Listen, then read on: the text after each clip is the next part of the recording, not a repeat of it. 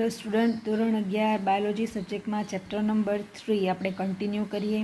હવે આપણે વનસ્પતિ વર્ગીકરણ બરાબર એ જોવાના છે। વનસ્પતિ વર્ગીકરણમાં પહેલો વિભાગ કયો છે તો લીલ। તો લીલ વિશે આપણે જોઈએ તો લીલ જે છે એ કેવી રચના ધરાવે તે જોવાના છે। તો લીલ એ હરિતદ્રવ્ય ધરાવતા એટલે હરિતદ્રવ્ય ધરાવે છે। સાદા શુકાયક એટલે શુકાય એટલે શું તો લીલનો જે દેહ હોય, देह एटले शुं ते आपणे जोईए। देह एटले के लील केवी रचना में देखाय आपणे तो आपणे जोई शकीए कि लील आपणे आ रीते तंतुमय स्वरूप में पण जोई शकाय एटले नाना नाना नाना तंतुओ स्वरूपे आ रीतनी होई शके बराबर। आ रीते आपणे गोळाकार रचना पण जोवा मळे बराबर, अलग अलग प्रकारनी। तो आज आ देह छे एनो आ गोळाकार होय के तंतुमय होय ए देहने शुं कहेवामां आवे, लीलना देहने शुं कहेवामां आवे शुकाय। शुं कहेवामां आवे शुकाय तरीके ओळखवामां आवे। पण केवो देह छे तो सादा सादो शुकायक स्वरूपमां जोवा मळे। स्वयंपोषी अने महद अंशे जलज सजीवो छे। स्वयंपोषी केम?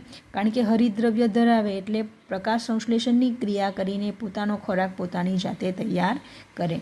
अने के क्यां रहे, कया निवासस्थानोमां जोवा मळे तो जलज। जलजमां कया तो मीठा अने खारा एम बंने प्रकारना पाणीमां जोवा मळता सजीवो छे बराबर।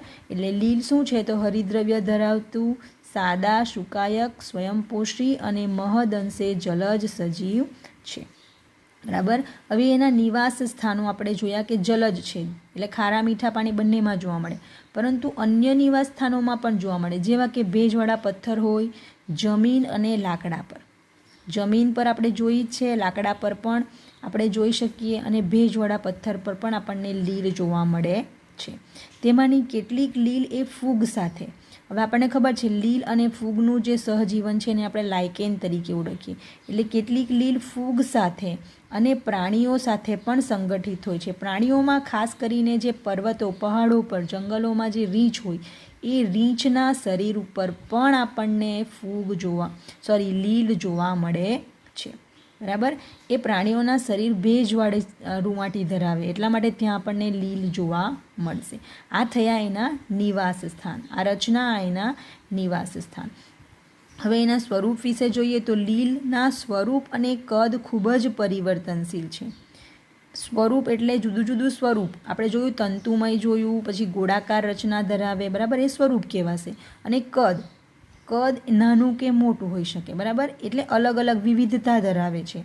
तेमनो कद विस्तार क्लामिडोमोनास जेवा सूक्ष्म एक कोषी स्वरूपथी लईने वॉल्वॉक्स जेवा वसाहती अने यूलोथ्रिक्स तेमज स्पायरोगायरा जेवो तंतुमय होई शके छे। आनो शुं मतलब छे तो क्लामिडोमोनास ए सूक्ष्म एक कोषी स्वरूप छे बराबर।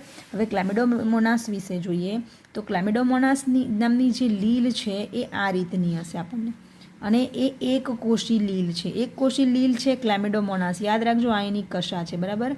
પછી આ એના અંદરની શરીરમાં રચના હશે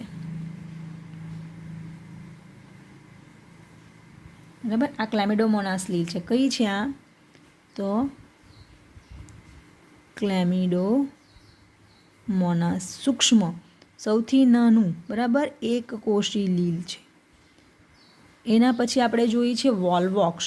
तो वॉल्वॉक्स केवी आवे तो वॉल्वॉक्स ए नाना नाना तंतुओ स्वरूपे आपणने जोवा मळे। तंतुओ एटले नाना नाना आ रीते घणा बधा तंतुओ जे होय ए एकबीजा साथे जोड़ाई अने वसाहत एटले के कॉलोनीनुं निर्माण करे आ रीते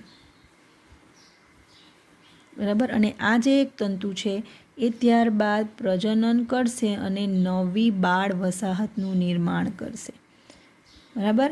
आ रीते एटले आ बाळ वसाहतनुं निर्माण करेलुं अने आ रीते वसाहतनुं निर्माण करेलुं घणा बधा तंतुओ। आ शुं छे वॉल्वॉक्स। वॉल्वॉक्स नामनी वसाहती लील छे बराबर। त्यारबाद आपणे शुं जोयुं कि यूलोथ्रिक्स तेमज स्पायरोगायरा ए तंतुमय स्वरूप छे। हवे यूलोथ्रिक्स स्पायरोगायरा ए शुं छे तंतुमय एटले के आम तंतु स्वरूपमां जोवा मळे। આપણે જે જોઈએ છે ને આ જરા મોટું દોર્યું છે, એમ એકદમ પાતળી આવી તંતુમય હશે બરાબર। હવે યુલોથ્રિક્સ જે છે એમાં આપણને આ રીતે રચના જોવા મળશે।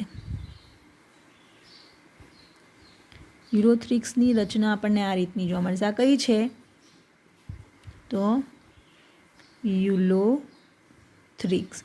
અને સ્પાયરોગાયરામાં આપણને કુંતલમય રચના જોવા મળે.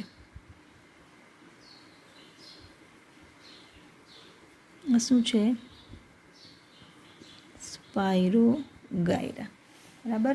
આ યુલોથ્રિક્સ સ્પાયરોગાયરા એ તંતુમય લીલ છે, એટલે તંતુ સ્વરૂપે આપણને આમ તાતણા સ્વરૂપે આપણને જોવા મળશે. પણ અંદરની રચના એની કંઈ આ રીતની હશે. આમાં ગોળાકાર રચનાઓ ભેગી થયેલી જોવા મળશે, જ્યારે આમાં કુંતલાકાર એટલે લાંબી તંતુ જેવી જે એકબીજા સાથે અમડાયેલી, એટલે કે આપણે જોઈએ તો સ્પ્રિંગમાં આ રીતની રચના આપણે જોઈ શકીએ. બરાબર. તો આ જે તંતુમય લીલ છે, વોલ્વોક્સ એ વસાહતી લીલ છે. ઘણા બધા તંતુઓ ભેગા મળીને કોલોનીનું નિર્માણ કરે. અને ક્લેમિડોમોનાસ એકકોષી લીલ છે. આ એના કદ અને સ્વરૂપમાં આપણે ફેરફાર જોયા. બરાબર. થોડીક દરિયાઈ લીલના થોડાક સ્વરૂપો દરિયાઈ ઘાસ તરીકે છે, જે વિરાટ વનસ્પતિ દેહ બનાવે છે. એટલે કેટલીક લીલ આપણને કે એવી જોવા મળે દરિયાઈ ઘાસના સ્વરૂપમાં. એ શું છે? તો તમે નેશનલ જ્યોગ્રાફી પર નેમ જોયું હોય તો આપણને અહીંયાથી એમના લાંબા પાન જેવા નીકળેલા દેખાય, જો તમે ધ્યાનથી જોયું હોય તો ઊંડાણમાંથી. બરાબર. આ રીતે ઘણા બધા લાંબા લાંબા પર્ણ જેવી રચનાઓ આપણને જોવા મળે નેશનલ જ્યોગ્રાફી પર. બરાબર. આપણે જ્યારે અંદર સમુદ્રની અંદર આપણને બતાવે બધું ફિશ ને એવું બધું, ત્યારે આપણે જોયું છે કે આ રીતની રચના આપણને જોવા મળે. આ શું છે? તો કેલ્પ છે. શું છે? કેલ્પ. દરિયાઈ લીલ એ ઘાસના સ્વરૂપમાં જોવા મળે અને એ સૌથી લાંબી લીલ છે. દરિયાઈ કેલ્પ જે છે એ સૌથી લાંબી લીલ છે, એટલે કે તળિયેથી લઈને ઘણા ઉપર સુધી આપણને જોવા મળે. નાની નથી હોતી પણ એકદમ લાંબી ઘાસ જેવી રચના આપણને જોવા મળે છે. બરાબર. એટલે આપણે અહીંયા કઈ કઈ રચના જોઈ? તો એકકોષી જોઈ, વસાહતી જોઈ, તંતુમય પ્રકારની લીલ જોઈ અને વિરાટ વનસ્પતિ સ્વરૂપની લીલ જોઈ. બરાબર. હવે આપણે જોવાના છે લીલના પ્રજનન વિશે. તો લીલ એ વાનસ્પતિક, અલિંગી અને લિંગી પદ્ધતિ દ્વારા પ્રજનન કરે છે. બરાબર. વાનસ્પતિક પ્રજનન પણ જોવા મળશે, અલિંગી અને લિંગી, એટલે બધા જ પ્રકારના પ્રજનન આપણને લીલમાં જોવા મળશે. વાનસ્પતિક પ્રજનન કેવી રીતે થાય? તો અવખંડન દ્વારા થાય છે અને દરેક ખંડ સુકાઈમાં વિકાસ પામે છે. અવખંડન એટલે શું? તો હવે આ સ્પાયરોકાયરાનો જે તંતુ છે, બરાબર, આ સ્પાયરોકાયરાના તંતુ આપણને આ રીતના જોવા મળશે. બરાબર. આ સ્વરૂપમાં. તો એ તંતુ ટુકડા ટુકડા થઈ જાય અને એ દરેક ટુકડો જે છે એ એક સુકાઈ તરીકે વર્તે અને નવી લીલનું નિર્માણ કરે. બરાબર. એને અવખંડન કહેવામાં આવશે. છૂટું પડી ગયું અને છૂટું પડીને દરેક ટુકડો જે છે, દરેક ખંડ છે એ નવા સ્વરૂપનું નિર્માણ કરશે. બરાબર. એને વાનસ્પતિક પ્રજનન કહેવામાં આવે. હવે આગળ જોઈએ. દરેક ખંડ સુકાઈમાં વિકાસ પામે છે. અલિંગી પ્રજનન વિશે જોઈએ તો અલિંગી પ્રજનન વિવિધ પ્રકારના બીજાણુઓના સર્જન દ્વારા થાય, જે મુખ્યત્વે ચલ બીજાણુ હોય છે. ચલ બીજાણુ એટલે કે હવે આ લીલ જે છે એ લીલમાંથી આપણને નાના નાના બીજાણુઓનું નિર્માણ થયેલું જોવા મળે, પણ એ ચલ બીજાણુ છે, એટલે કે કશા ધરાવતા હોય છે. કશા ધરાવે એટલે એ ચલિત થઈ શકે છે. એક જગ્યા પરથી બીજી જગ્યા પર એ બીજાણુઓ ખસી શકે છે, જઈ શકે છે. એવા ચલ બીજાણુ દ્વારા અલિંગી પ્રજનન આપણને જોવા મળે. ચલિત છે એટલે કશાધારી, ચલાયમાન હોય છે અને અંકુરિત થઈને નવા છોડમાં પરિણમે છે. અલિંગી છે એટલે એક જ જે સુકાય છે એ સુકાય એક જ હશે અને તેમાંથી જે બીજાણુઓનું નિર્માણ થયેલું છે એ બીજાણુઓ અંકુરણ પામશે અને નવા છોડનું નિર્માણ કરશે. બરાબર. વાનસ્પતિક પ્રજનન શેના દ્વારા થયું? અવખંડન દ્વારા. અને અલિંગી પ્રજનન ચલ બીજાણુ દ્વારા થાય છે. હવે લિંગી પ્રજનન વિશે જોઈએ તો લિંગી પ્રજનન એ બે જન્યુઓના જોડાણ દ્વારા થાય છે. હવે લિંગી છે એટલે આપણને ખબર કે આપણે મનુષ્યની વાત કરીએ તો તેમાં નર અને માદા એ બે પ્રકારના સજીવો, એ બંને સજીવો જે છે એના જોડાણ દ્વારા થાય. એટલે એમાં જન્યુઓ કયા આવે? નરમાં નર જન્યુ અને માદામાં માદા જન્યુ. તો બે જન્યુઓના જોડાણ દ્વારા લિંગી પ્રજનન થશે. આ જન્યુઓ કશાધારી, કશા ધરાવે એટલે ચલિત થઈ શકે, ખસી શકે એટલે ચલિત, અને કદમાં એક સરખા. બરાબર. અહીંયા ધ્યાન રાખજો. લિંગી પ્રજનનમાં આપણને કશાધારી અને કદમાં એક સરખા, એટલે આપણે અહીંયા જોઈએ કશાધારી એટલે આ બંને જન્યુઓ નરજન્યુ અને માદાજન્યુ છે, બરાબર. તો બંને કશા ધરાવે છે અને કેવા છે, એક સરખું કદ ધરાવતા છે. એવા કેવા જોવા મળે જન્યુઓ? તો ક્લેમિડોમોનાસમાં જોવા મળે, બરાબર. અને આગળ જોઈએ તો કશા વિહીન પરંતુ કદમાં એક સરખા, એટલે કદમાં એક સરખા છે પણ કશા ધરાવતા નથી. એવા જન્યુઓ ક્યાં જોવા મળે? તો સ્પાઇરોગાયરા. અહીંયા ધ્યાન રાખજો હા, કશાધારી કદમાં એક સરખા ક્લેમિડોમોનાસ ચલિત છે અને કશા વિહીન કદમાં એક સરખા જન્યુઓ સ્પાઇરોગાયરા ધરાવે છે. એના દ્વારા આપણને પ્રજનન થયેલું જોવા મળે. આ પ્રકારના પ્રજનનને સમજન્યુક પ્રકારનું પ્રજનન કહે છે. એટલે ક્લેમિડોમોનાસ અને સ્પાઇરોગાયરા એ બંનેમાં કયા પ્રકારનું પ્રજનન થયું? સમજન્યુક પ્રજનન ધરાવે છે. સમજન્યુક એટલે કે સમ એટલે સરખા જન્યુઓનું પ્રજનન થયું, બરાબર. એટલા માટે એને સમજન્યુક પ્રકારનું પ્રજનન કહેવામાં આવે છે. આગળ જોઈએ, ક્લેમિડોમોનાસની કેટલીક જાતિઓમાં કદમાં અસમાન બે જન્યુઓનું જોડાણ થાય છે, જેને અસમજન્યુક પ્રકારનું પ્રજનન કહે છે. ક્લેમિડોમોનાસમાં આપણે જોયું છે કે એક સરખા કદમાં છે, પરંતુ ઘણીવાર શું થાય કે એક નાનું હોય ને એક મોટું હોય, આ રીતનું, બરાબર.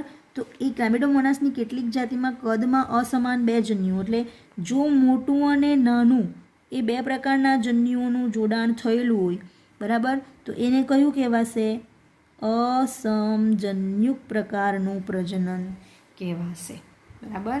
અહીંયા ધ્યાન રાખજો, લિંગી પ્રજનનમાં આપણે સમજન્યુક જોયું છે, અસમજન્યુક જોયું છે અને બીજું જોવાના છે અંડજન્યુક પ્રકારનું. એમાં શું આવશે કે બે જન્યુઓ પૈકી એક મોટું અચલિત માદાજન્યુ અને નાના ચલિત નરજન્યુઓનું જોડાણ થાય છે, જેને અંડજન્યુક પ્રકારનું પ્રજનન કહે છે.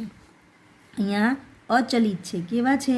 બે જન્યુઓ છે પરંતુ મોટું જે છે એ અચલિત છે, બરાબર. અહીંયા જોઈએ મોટું અચલિત છે એટલે કશા ધરાવતું નથી અને નાનું જે છે એ ચલિત છે, એટલે આ જે છે એ માદા અને આ જે છે એ નર, એટલે નર ચલિત હોય ને માદા અચલિત હોય, બરાબર. તો એ પ્રકારનું પ્રજનન જે છે એને અંડજન્યુક પ્રજનન કહેવામાં આવે છે, બરાબર. એટલે અંડજન્યુક પ્રકારનું પ્રજનન જોવા મળે છે અને એ અંડજન્યુક કેમાં જોવા મળે? તો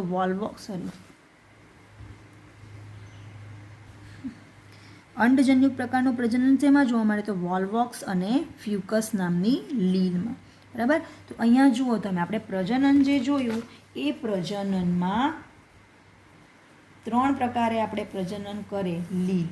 કયા કયા ત્રણ પ્રકારો જોયા? એક છે વાનસ્પતિક પ્રજનન, બીજું છે અલિંગી પ્રજનન અને ત્રીજું છે લિંગી પ્રજનન. વાનસ્પતિક પ્રજનન શેના દ્વારા જોયું? અવખંડન દ્વારા. અલિંગી પ્રજનન બીજાણુ દ્વારા, પણ બીજાણુમાં કેવા બીજાણુ દ્વારા? તો ચલ બીજાણુ દ્વારા. અને લિંગી પ્રજનન આપણે ત્રણ પ્રકારે જોયા છે. કયા કયા? સમજન્યુક, અસમજન્યુક અને અંડજન્યુક, બરાબર. આ ધ્યાન રાખજો. પ્રજનન વાનસ્પતિક, અલિંગી અને વાનસ્પતિક પ્રજનન, અલિંગી પ્રજનન અને લિંગી પ્રજનન, બરાબર. વાનસ્પતિક પ્રજનન અવખંડન દ્વારા છે, અલિંગી પ્રજનન બીજાણુ ચલ બીજાણુ દ્વારા થાય છે.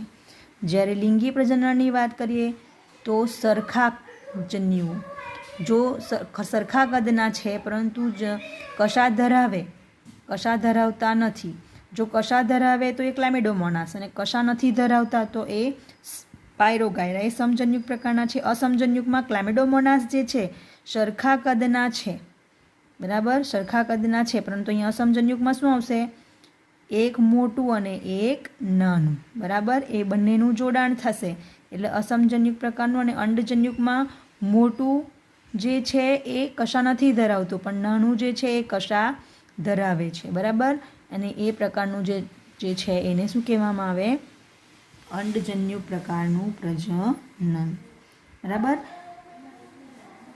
હવે આપણે અહીંયા પૂછી શકીએ કે સમજન્યુ પ્રકારનું પ્રજનન શેમાં જોવા મળે, કઈ લીલમાં જોવા મળે? કઈ લીલમાં જોવા મળશે? તો સ્પાયરોગાયરા અને ક્લામિડોમોનાસમાં. પછી અસમજન્યુ પ્રકારનું તો ક્લામિડોમોનાસમાં. અને અંડજન્યુ પ્રકારનું પ્રજનન કઈ લીલમાં જોવા મળે? તો વોલ્વોક્સ અને ફ્યુકસમાં જોવા મળે છે, બરાબર. હવે આપણે નેક્સ્ટ ટાઈમ જે જોઈશું એ લીલના ઉપયોગો વિશે જોઈશું. તો આમાં તમને ખબર પડી ગઈ હશે, બરાબર. Thank you.